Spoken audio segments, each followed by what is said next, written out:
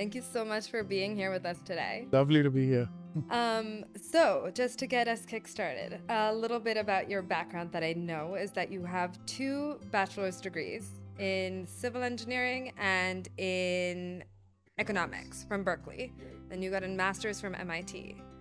You could have done whatever you wanted with that. Whatever I wanted. It's true, you are doing whatever you wanted.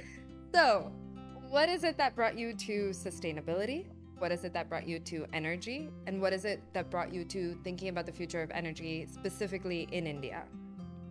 Yeah, thanks for the question. Sustainability, I think the Berkeley campus.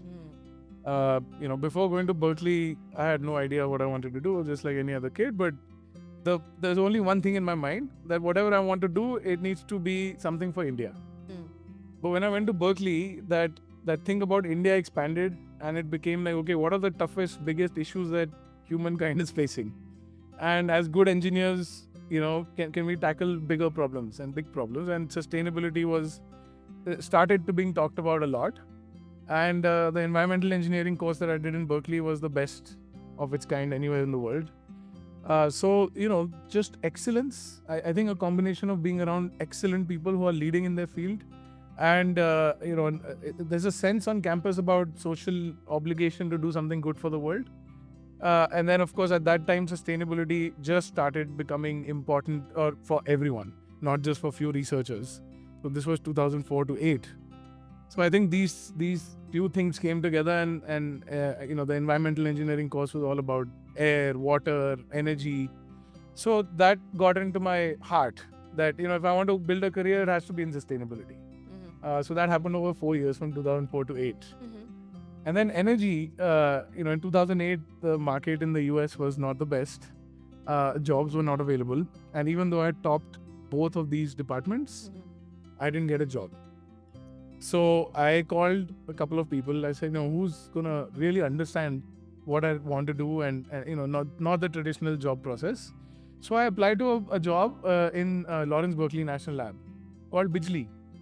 So that Bijli stands for Berkeley India Joint Leadership in Environment and Energy.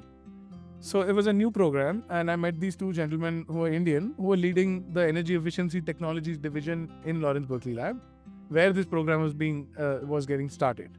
So they interviewed me, and I entered a room, and they're talking about the world's leading building energy simulation software and how it's bugged, how there are like so many errors in it and how they can improve it. And I'm just sitting there, and for the first 20 minutes, they don't talk to me at all. They're just like talking amongst themselves.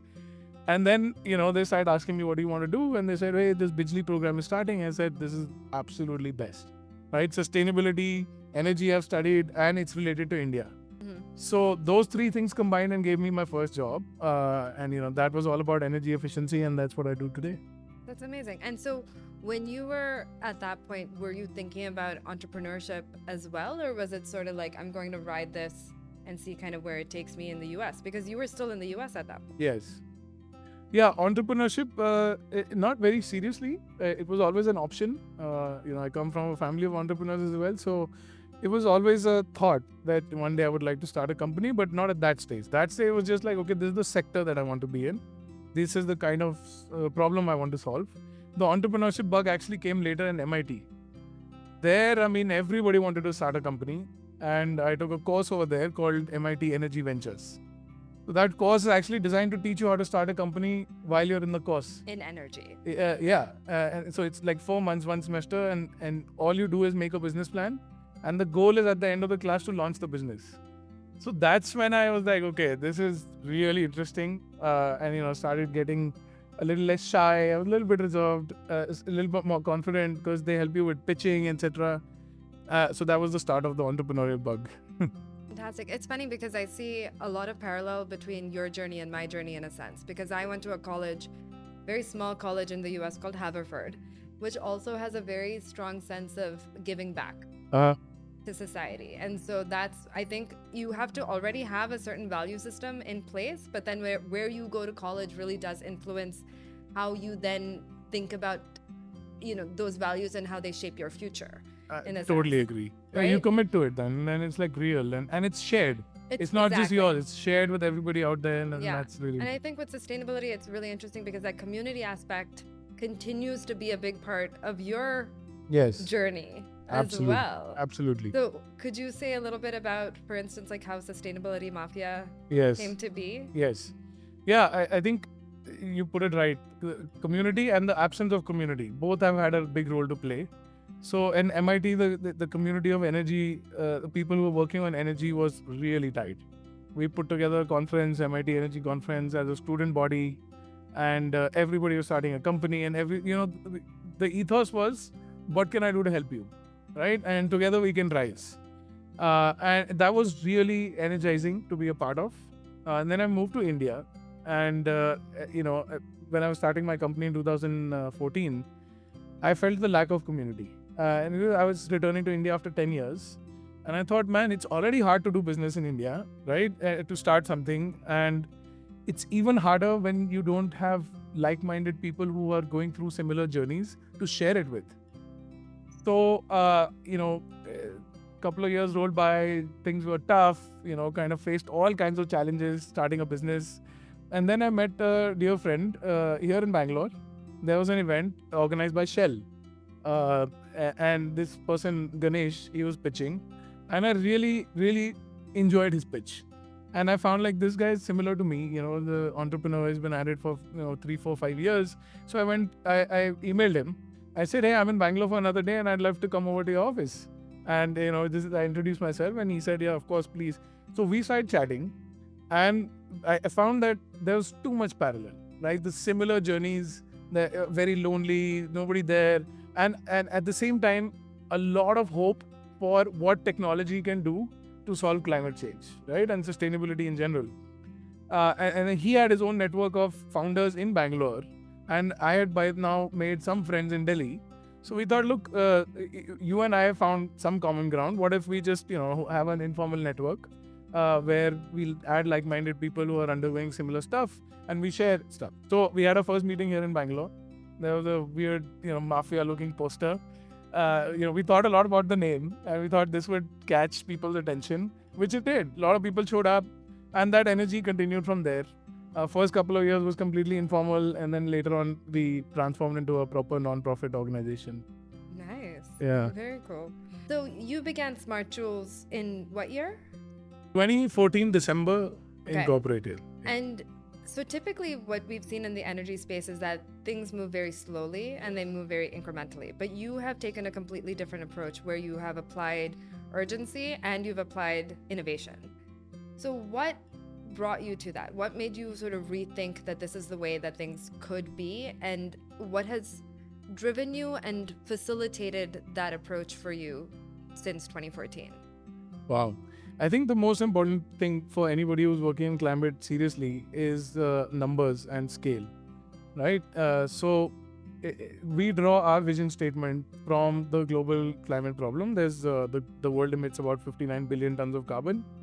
And we have agreed, most countries around the world, that 29 billion tons of carbon reduction by 2030 is the target. 50% to net zero by 2030. So as a person working in climate for so long, I know that the only thing that matters is scale.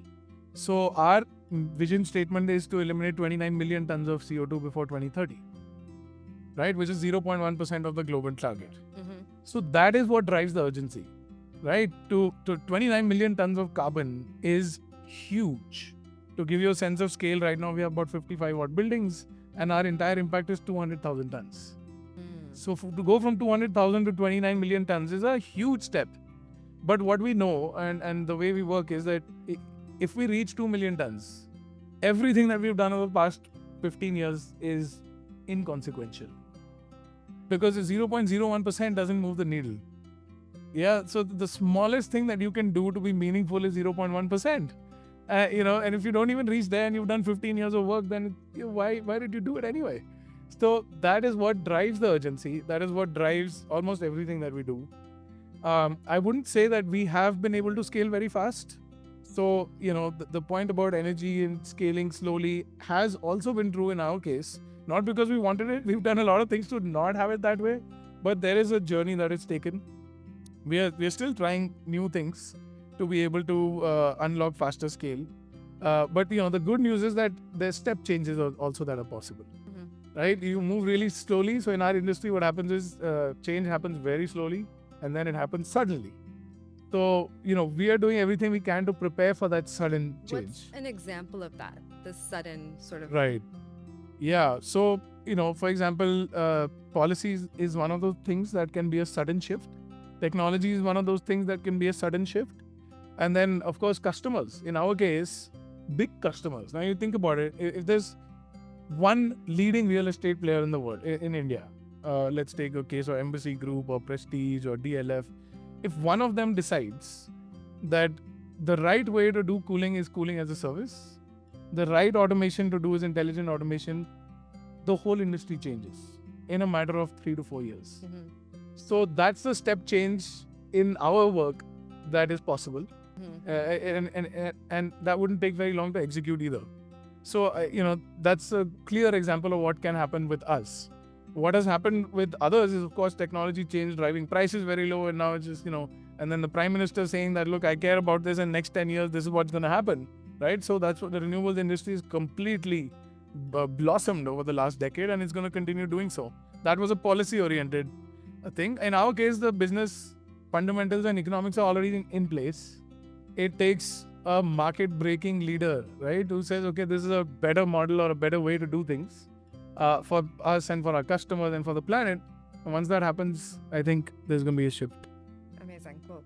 You've also looked at models like Joule Pay. Yes. Which I think is quite interesting because you're essentially allowing then for smaller businesses to get into this space at a faster rate. You're making everything much more accessible. Yeah. So how did you start thinking about that? How did you come to that? Yeah. So, when I came back to India, I took a job with JP Group, Jayaprakash Associates, a very large infrastructure firm. And I got a golden opportunity to design my own job. So that I did to save energy for the group. I'm passionate about it. I saw this group has thousands of crores worth of energy spent. So if I can cut it, cut emissions, cut costs, that'll be a contribution to the company. So while doing that, I found that energy is wasted systematically. Large amounts of energy. Every single building and factory is wasting 20 to 30% of what they consume. I found two more things. One is why they're wasting. And second is, why is the industry not solving this problem? So, waste is there, prevalent. Okay, we have established that. To eliminate that waste is cost effective. It's really, really profitable investment to do energy efficiency. Still not happening. Why not happening? Few things. I think the efforts are piecemeal in nature. Mm-hmm. So people would do LED lighting replacement. They would do that. Easy to do, right? So why did that succeed? Simple to do, right? But very small impact if you look at a huge facility. Because cooling is the biggest load. Lighting is a very small load anyway. But successful, right? Very simple thing, repeatable, successful, cost effective, but not very substantial, looking at the larger scheme. So, we thought, okay, there's few words that are really important. The solutions that you have to be simple to adopt. They have to be substantial in impact to get the attention of CFOs and managing directors and CEOs. If they're piecemeal in nature, you're never going to get that attention. Mm-hmm. And from the plant, it's never going to come up. And then third is it has to be profitable to adopt, right? People are not going to do it just because it's a good thing for the planet and for future generations. They're going to do it because it makes economic sense. So Joule Pays is a model that is born with these three words in mind: simple, substantial, profitable. So, how is it simple? We do all the work. We tell a company that we're going to come and reduce your energy consumption. Anything to do with designing the solution, implementing the solution, financing the solution, managing the results of the solution, they are all going to be done by us. So for the client, very simple to adopt.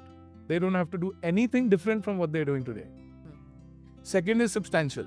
So before us, people were in the market offering 2, 3, 4%, 5% savings. We went into the market and said, we are going to guarantee 20% reduction on total bill. Now again, when it's a 2%, it doesn't reach the CFO or the CEO. When it's a 20% impact, it goes there, right? And people pay attention. So that's substantial. And then third is profitable, which is our core business model of Joule Pays, that you only pay us from your savings. Mm-hmm. So you are spending 100 rupees on energy today, you're going to be spending 80, we save you 20, you give us 10, you keep 10. Something like that, right? So these three words guided the creation of the business model, and also everything else that we do in the business is to make things energy saving more simple, more profitable, and more substantial. And how do you feel the response from the market has been? Yeah. When you've made the model, you've said, listen, this is going to help you. Do you still see resistance, or Oh, is yeah. it? Yeah? Yeah. Why do you think that is? Tremendous amount of resistance from multiple levels. So, firstly, like if you talk like this to anybody, oh look, this is my business model, Joule pays. Everybody says this is a wonderful idea, right? The instinctive reaction is it's a no-brainer. Yeah, it's smart. It's a no-brainer. It's a wonderful idea, right? Now, what's the resistance?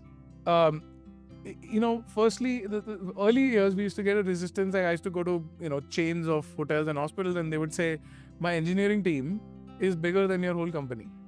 So how can you do anything to do things better than us?" So the first resistance is ego, huge ego, right? And I think all the resistances that I'll talk about are all cultural in nature. There's nothing else. There's nothing fundamental. It's all ego. That, oh, you can't do a better job than I because I've got, that's my expertise. That's my job, to deliver efficiency for my organization. So ultimately, the technical people see, for our solution to be adopted, the engineering department has to sign off, the operations department has to sign off, the projects department has to sign off, the finance department has to sign off, and the managing director or CEO has to sign off. There's 5 people in an organization who have to say, yes, this is a good idea. Any one of them can say no for it to be shot down. All of them have to say yes for it to be adopted. Now, it is a no-brainer, but each one of these actors has some personal thing in the middle. Either they look bad internally, right? That why weren't you more efficient before this?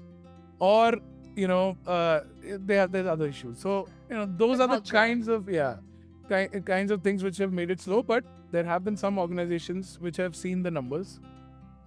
They tried us out in one unit, then they tried us out in another unit, and then they said, look, I have 50 units. These 2 units are clearly standout performers. Mm-hmm. So, so can you help us with the rest as well? I think that's the way the story plays out. Yeah.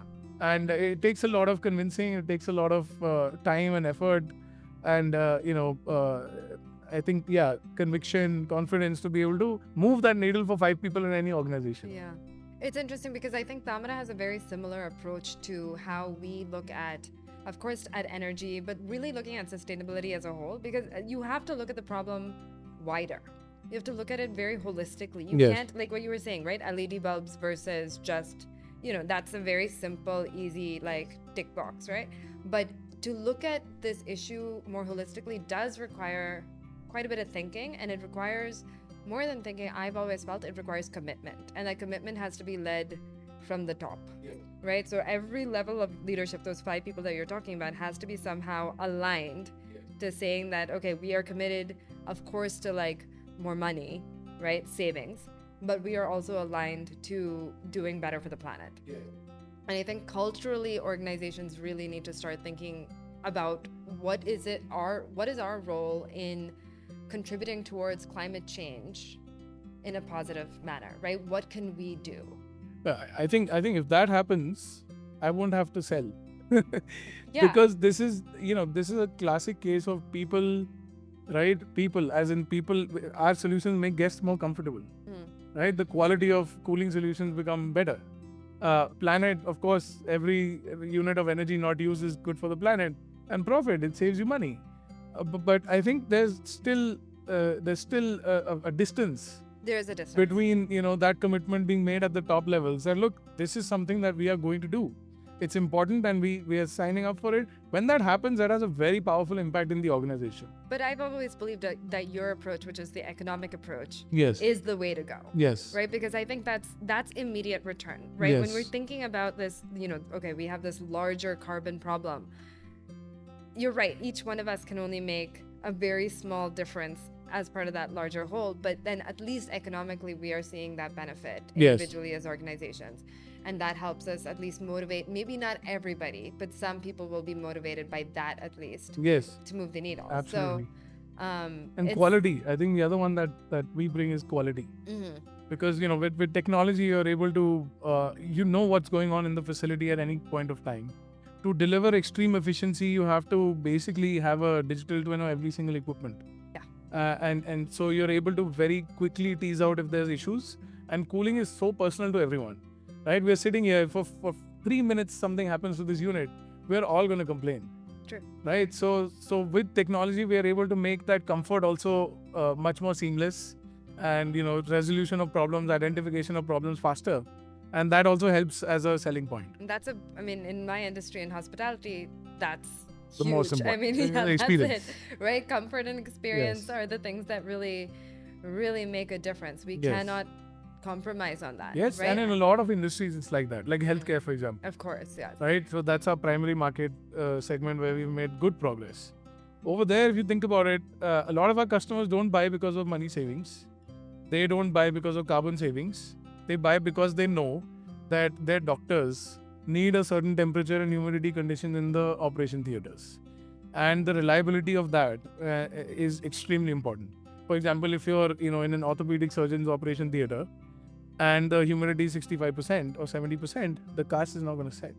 Oh, interesting. Okay. So so you need to the quality of cooling is really, really important, and of course hospitality, healthcare, and even for industries like think about how much cooling is required in pharmaceutical sector. Insane amount It's of got to be cooling. precise. Yeah, very precise. Yeah. And backup and everything. So yeah, Interesting. You also have the DJoule DJoule. Right. Yeah, platform as well, which is a Correct. combination of AI, IoT, correct. and automation. Correct. So that's another way that you've been scaling Uh-huh. your business. So Yeah. how did you come to that, and how has that implementation been? Yeah, very interesting. So we didn't start off the company with this in mind, that we're going to develop IoT, AI. In fact, I know nothing about computer science. You're So civil. You're yeah, civil civil engineer. and environmental engineer. So like, that was never part of the plan. But what happened is we got 5 facilities. We were managing energy in 5-6 facilities, and then it got very clear that we cannot scale with human beings. It's just impossible. Everywhere that me or my co-founder was sitting, energy was being saved on a daily basis. See, energy consumed continuously. So you need to have a continuous MRI of the system that you're managing, right? And the systems that we manage are dynamic. Okay, think about centralized air conditioning, 300-400 machines running at the same time to keep you cool. So they are complex systems. They are dynamic systems. The amount of cooling that you need is changing all the time, and they are evolutionary systems. The health of machines changes all the time. So in this kind of a system, if you do manual operations, you are by definition going to waste energy, right? So then I started thinking about automation a little bit more in detail. So, from my site observations all across India, including some of the top properties, right? The most expensive real estate, I found that less than 10% have automation. 90% are manually operated. And out of that 10% that have automation, less than 10% of that are functional. Most of them are bypassed. The system is there, but it's bypassed, running in manual mode. And none of them is intelligent. So even if automation is working, there is an operator deciding what the automation should do. So that made no sense to me. And at the same time, this was 9 years ago, 8-9 years ago. At the same time, there was a technology revolution going on. IoT to replace your old PLC controllers. So IoT has a lot more data processing power, like 1,000 times more for the same specs, and much cheaper. Super cheap. So yeah. IoT replacing PLC, cloud replacing on-premise software, Yep. which opens it up to an entirely new world, Data. right? Yeah, your data capture. So at that time, ML was not that prevalent, but we knew that it's coming, right? And we can start playing with it now. So it was mostly IoT and cloud. And we thought, so if we can do IoT and cloud, we can solve the problems of why automation is not working in India. One is it's not affordable. So medium buildings, medium scale MSMEs, they will never buy automation. They'll run manual. Because you can throw people at the problem. It's extremely cheap, right? Labor in India, but technology is a little bit more expensive and people don't have that first time CapEx. So we made it more affordable, made it much more simple to use. So traditional automation system is like software. You have to undergo 3 months of training to be able to use the software, right? And then so that's really tough. Because as an operator, if you have to learn how to operate a software, you're going to be like, and that guy will change and the new guy will come, and then that's the end of it. So the second thing we did was make it simple to use. If anybody can use Google or Facebook or Instagram, they can use DJoule. And the third thing was to put a brain in it. To say, okay, whether the person and operator is there or not, with data itself, we're going to write machine learning models which will run the system as efficiently as possible. So our objective was to drive efficiency, but looking at the larger automation industry, we found two other problems. One is usability and the other one is affordability. And we solved all three problems. And what we did was, again, India is not a very good paying market, right? Businesses don't like to pay for software, for technology. So we never sold it as a product. We said, look, we already have this business model of pay as you save. So we are going to invest in this technology. We are going to invest in all the deployment at all the sites. It's going to save energy, which we will also benefit from and our client will also benefit from. Now, we did that in 50 odd sites. Then we saw some of our clients in other sites are asking for the technology. They're saying, look, this technology is really good. It helps us do automation, improve quality, reduce costs. So is it possible for us to just buy the technology? Because there's some structural issues why you can't do a pay-as-you-save full deployment. So in those sites, we would like to go with the technology itself. Then we started packaging it and now we sell it as a product as well. Nice. Good. So there's been an evolution. Oh, yeah. Of Joules A to constant that point. evolution, yeah.